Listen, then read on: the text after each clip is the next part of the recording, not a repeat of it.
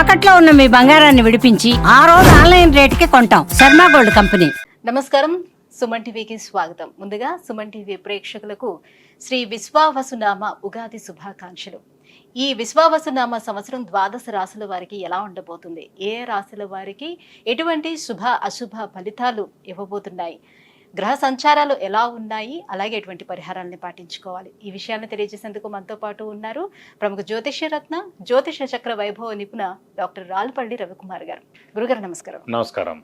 గురుగారు, కొత్త సంవత్సరంలోకి ఎంటర్ అయిపోతున్నాం. మరి ఈ కొత్త సంవత్సరం ఎలా ఉండబోతుంది ద్వాదశ రాశుల వారికి అని తెలుసుకునే ముందు గ్రహాల సంచారం ఎలా ఉంది, ముఖ్యంగా 4 గ్రహాలు మనకి ప్రతి సంవత్సరం మారేది, ఈ 4 గ్రహాల సంచారం ఎలా ఉంది, ఎలాంటి ఫలితాలు ఇస్తున్నాయి? శరదిందు సమాకారే పరబ్రహ్మ స్వరూపిణి వాసరాపీఠ నిలయ సరస్వతి నమస్తుతే. సుమన్ టీవీ ప్రేక్షకులకి నూతన సంవత్సర ఉగాది శుభాకాంక్షలు. మెయిన్గా ఏంటంటే ఈ సంవత్సర ఫలితాలు ఇప్పుడు చెప్పుకుంటున్నాం కాబట్టి ప్రతి నెల ఏంటంటే మాస ఫలితాలు చెప్పుకుంటున్నాం కాబట్టి మాస ఫలితాలు చెప్పుకున్నప్పుడు ఏంటంటే రవి 1 మంత్కి మారుతాడు ప్రతి నెల, అలాగే బుధుడు 20 డేస్, శుక్రుడు 20 రోజులు, అలాగే కుజుడు 45 రోజులు, అలాగే శుక్రుడు 20 రోజులు, చంద్రుడు అంటే ప్రతిరోజు ఒక్కొక్క నక్షత్రం మారుతుంటాడు. ఒక మెయిన్గా మటుకు గురువు, రాహు, కేతు, శని అండి. ఈ 4 కూడా ఏడాది పాటు ఇంచుమించుగా ఉంటారు కాబట్టి గురువు ఉన్నారంటే సంవత్సర కాలం పాటు అక్కడే ఉంటారు. అలాగే రాహు ఉన్నారనుకోండి, కేతు 1.5 ఇయర్ ఒక రాశి నుంచి ఇంకో రాశికి మారడానికి పడుతుంది. అలాగే శని ఉన్నారంటే 2.5 ఇయర్స్ మారుతారన్నమాట. కాబట్టి ముఖ్యంగా ఏంటంటే అందుకే ఈ సంవత్సర ఫలితాలు చెప్పుకున్నప్పుడు ఏంటంటే మెయిన్గా గురువు, రాహు, కేతు, శని యొక్క మార్పులు ఏంటనేవి తెలుసుకోవాలి. ముందుగా శని వచ్చేసి మనకి 30వ తారీఖు మార్చి నెల 2025 నుంచే మనకి కుంభరాశి నుంచి మీన రాశిలోకి ప్రవేశిస్తున్నాడు. అదే రోజు ఉగాది అయింది, అదే రోజు శని కూడా మారుతున్నారు. అలాగే రాహు, కేతువులు వచ్చేసి మనకి 18 మే 2025. రాహు మారంటే కేతు కూడా మారుతాడండి. అందుకే చూడండి ఎప్పుడు కూడా జాతకంలో రాహు ఆపోజిట్ కేతు ఉంటారు. నవాంశలో తీసుకున్నా కూడా రాహు ఆపోజిట్ కేతు ఉంటారు. ఎవరైనా చేతితోటి వేసి ఇచ్చినప్పుడు మర్చిపోయి రాహుకి పక్కనే కేతు వేయడం, లేదంటే రాహుకి 3 గళ్ళు పక్కన కేతు వేయడం వేస్తూ ఉండొచ్చు తెలియక వాళ్ళకి. సో ఎప్పుడు అలా కాదండి, రాహు ఆపోజిటే కేతు ఉంటారు. ఇంకోటి ప్రతి గ్రహం కూడా క్లాక్ వైజ్ తిరుగుతుంది, ఒక్క రాహుకేతువులు మటుకు యాంటీ క్లాక్ వైజ్ తిరుగుతుందన్నమాట. కాబట్టి రాహుకేతువులు మటుకు ఏనార్థం ఒక రాశి నుంచి ఇంకో రాశి మారుతారు. అతనేమో 18 మే 2025 నుంచి ముఖ్యంగా రాహు వచ్చేసి మనకి కుంభరాశిలోకి వస్తాడు, అలాగే కేతు వచ్చేసి మనకి సింహరాశిలోకి వస్తారు. వీళ్ళిద్దరు కూడా ఏనార్థం పీరియడ్ అక్కడి నుంచి ఉంటారు 18th మే నుంచి. నెక్స్ట్ వచ్చేసి మన గురువు, ముఖ్యంగా ఏంటంటే గురువే ఇంపార్టెంట్. అందరూ అనుకుంటారు గురువు మార్పు వల్ల ఏమొస్తుంది. గురువు ఏ రోజైతే మారుతాడో ఆ రోజే పుష్కరాలు స్టార్ట్ అవుతాయండి. ఇదే రూల్ అనమాట. సాధారణంగా గురువు ఏ రాశి నుంచి ఏ రాశి మారుతాం మనం అనుకుంటుంటాం. మన జాతకం చెప్పినప్పుడు కూడా మన రాశి నుంచి 2వ స్థానంలో, 5వ స్థానంలో, 7వ స్థానంలో, 9వ స్థానంలో, లాభస్థానంలో గురువు ఉన్నప్పుడు మన శుభ ఫలితాలు చెప్తుంటాం కదా. సో అందరూ అనుకుంటుంటారు అబ్బాయి ఎప్పుడు మన రాశి నుంచి 2nd హౌస్ వస్తుంది, ఎప్పుడు మన రాశి నుంచి 5th, 7th, 9th, 11th వస్తాను. సో వాళ్ళకి ఒకటే నమ్మకం ఏంటంటే ఈ రోజైతే పుష్కరాలు స్టార్ట్ అవుతాయో ఆ రోజు గురువు ఒక రాశి నుంచి ఇంకో రాశిలోకి మారుతున్నట్టు మనం ఈజీగా గుర్తించవచ్చు. ఇంకోటి అంటే ముఖ్యంగా చాలామందికి అంటే ఇప్పుడు కొంతమందికి వివాహం కాని వారు ఉంటారు, సంతానం లేని వారు ఉంటారు, ఉన్నత చదువు గురించి వెళ్ళిన వాళ్ళు ఉంటారు, అలాగే ఫారెన్ విజిట్స్ కానీ, ట్రావెల్స్ కానీ, అంటే అసైన్మెంట్స్ కానీ గురించి వెళ్తారు, కొత్త జాబ్ గురించి, ప్రమోషన్స్ గురించి, అలాగే సంతానం, గృహం, వాహనం ఇవన్నీ కూడా మనం చెప్పుకోవాలంటే కనుక గురువు యొక్క మార్పుతోటే చెప్పాలన్నమాట. కొన్ని రాశుల వాళ్ళకి లాస్ట్ 2 ఏళ్ళు లేదనుకోండి, ఈ ఏడాది ఉంటుంది. అంటే ఆ ఏడాది వాళ్ళకి 2వ స్థానం కానీ, 5వ స్థానం కానీ, 7వ స్థానం కానీ, 9 కానీ, 11లోకి వచ్చినప్పుడు ఆ సంవత్సర కాలం పాటు. ఓవరాల్ గా అంటే ఈ 4 గ్రహాల మార్పుతోటి దేశవ్యాప్తంగా ఎటువంటి మార్పులు చోటు చేసుకునే అవకాశం ఉంటుంది, ఆర్థిక పరంగా కానివ్వండి? అంటే ఆర్థిక పరంగా ఇవన్నీ కూడా ఎక్సలెంట్గా ఉంటుంది. ఎందుకంటే బుధుడు మెయిన్ వ్యాపార కారకుడు ఎవరికైనా సరే. ఆర్థికానికేమో బుధుడు అవుతాడు, అలాగే గురువు కూడా అవుతాడు. గురువు వచ్చేసి మనకి సంచారం మిథున రాశిలోకి వస్తున్నాడు. మిథున రాశి అధిపతి బుధుడు అండి. సో ఎప్పుడైతే మిథున రాశి అధిపతి బుధుడిని ఈ గురువు కలుస్తాడో, అంటే ఆ మిథున రాశిలోకి వచ్చే సంవత్సర కాలం పాటు ఉంటాడు. సో వ్యాపార అభివృద్ధి ఉంటుంది, దేశాభివృద్ధి ఉంటుంది, అన్ని విధాలు కూడా చాలా బాగుంటుంది. ప్లస్ చాలామంది అంటే ఇంకా వ్యాపారం విపరీతంగా పెరుగుతుంది, ఎక్స్పోర్ట్ కానివ్వండి ఇవన్నీ కూడా విపరీతంగా పెరుగుతాయి అన్నమాట. వాతావరణ పరిస్థితుల్లో ఎటువంటి మార్పులు? వాతావరణం కూడా చాలా బాగుంటుందండి. ఎందుకంటే శని కూడా మనకి గురువు స్థానం అయిన మీన రాశిలోకి వస్తున్నాడు. ఇంకోటి ఏంటంటే ఆధ్యాత్మిక కారకుడు శని, గురువు, కేతు కూడా అండి. అలాంటి ఆధ్యాత్మిక కారకుడైన శని వచ్చేసి మనకి గురువు రాశి అయిన మీన రాశిలోకి ఉంటాడు కాబట్టి సో ఆధ్యాత్మిక వాతావరణం 2.5 years పరిపూర్ణంగా ఉంటుందని చెప్పుకోవచ్చు. శత్రు దేశాల నుంచి వివాదాలు కానీ అలాంటి చోటు చేసుకుని అలాంటివి ఉండవు. అలాంటివి అయితే ఏ ఇబ్బంది ఉండదు, ఖచ్చితంగా ఉండదు. జూన్ తర్వాత నుంచి ఇలాంటి ప్రాబ్లమ్స్ అన్ని కూడా తీరిపోతాయి. కొన్ని రోజులు ఏంటంటే కుజుడు కూడా నీచ స్థానంలో ఉంటాడనమాట కర్కాటక రాశిలో ఈ మే, జూన్ ఆ సమయాల్లో. ఒకసారి జూన్ వెళ్ళిపోయిన తర్వాత నుంచి మటుకు ఎలాంటి ప్రాబ్లమ్స్ ఉండవు దేశానికి మటుకు.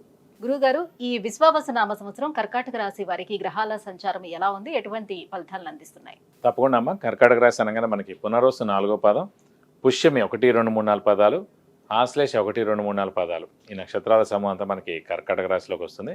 ఈ రాశి వారికి మిశ్రమంగా ఉందని చెప్పుకోవాలి. ఎందుకంటే ముఖ్యంగా అష్టమ శని ఎఫెక్ట్ వెళ్ళిపోయినా కూడా అష్టమంలో రాహు వస్తున్నాడండి. సో 18 మే నుంచి. సో అది కొంచెం ఎఫెక్ట్ ఉంటుంది అన్నమాట.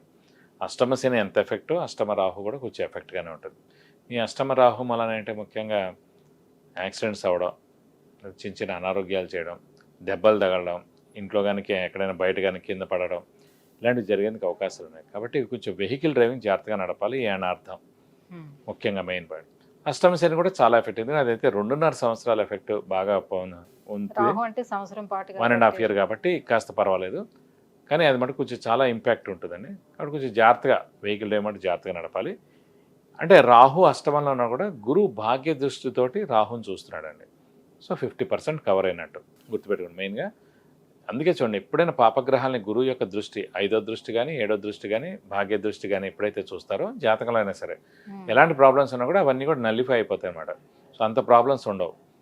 అందుగురించి అంటే గురువు యొక్క దృష్టి చాలా ఇంపార్టెంట్ అన్నమాట.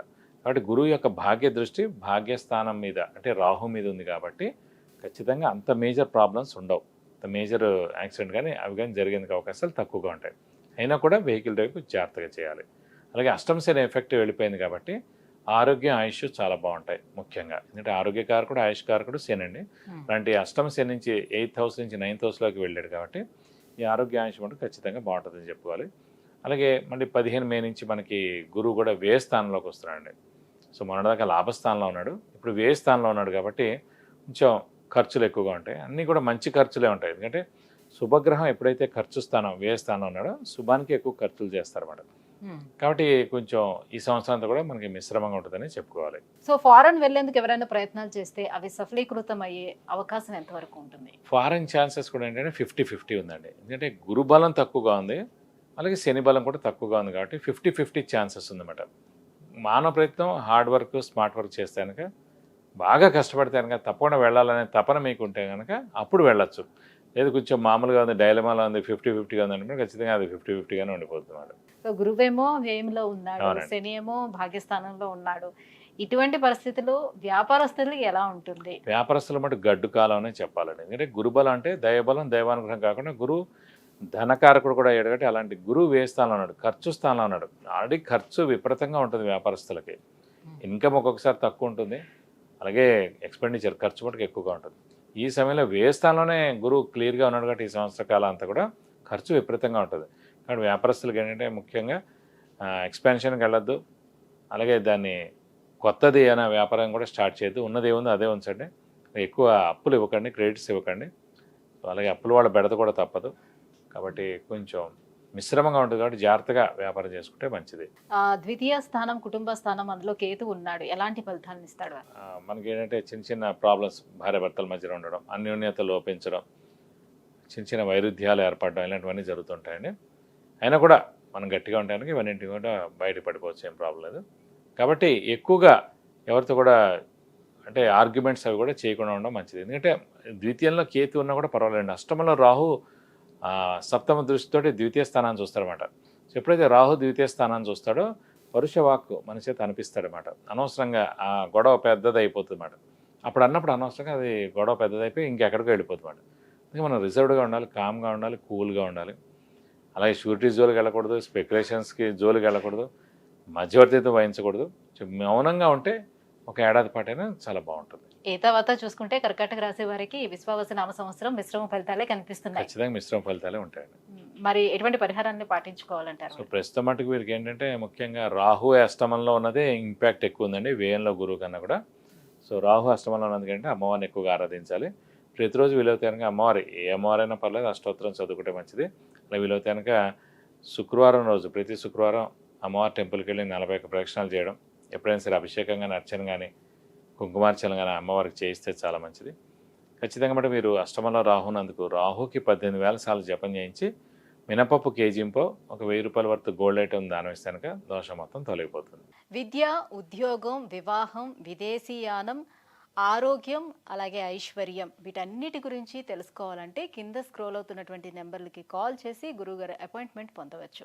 గురుగారు, కర్కాటక రాశి వారికి ఈ సంవత్సరం మొత్తం మీద ఈ గ్రహాల స్థితిగతులు ఎలా ఉన్నాయి, ఎటువంటి ఫలితాలను అందిస్తున్నాయి, ఎటువంటి పరిహారాలను పాటించుకోవాలి, ఈ విషయాలు తెలియజేసినందుకు ధన్యవాదాలండి. నమస్కారం.